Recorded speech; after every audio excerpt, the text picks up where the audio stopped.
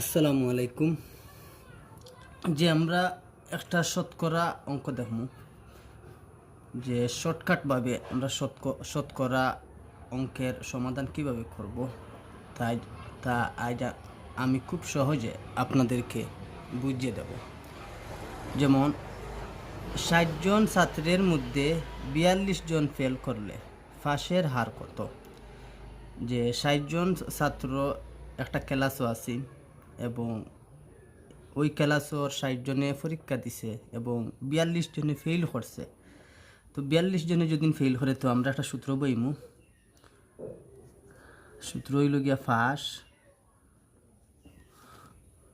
Shortcut ফাঁস আর মোট পূরণ ১০০%। তো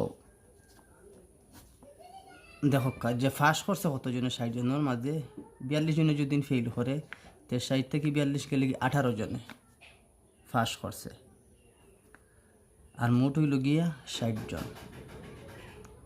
মোট ৬০ পূরণ ১০০%। তো আমরা ও শূন্য হাঁটা দিব। ৩১৮, ৬ দিয়ে ১৮ ভাগ করলাম ৩, আর ৩ × ৩০, 30%, মানে 30% ফাঁস করছে। তো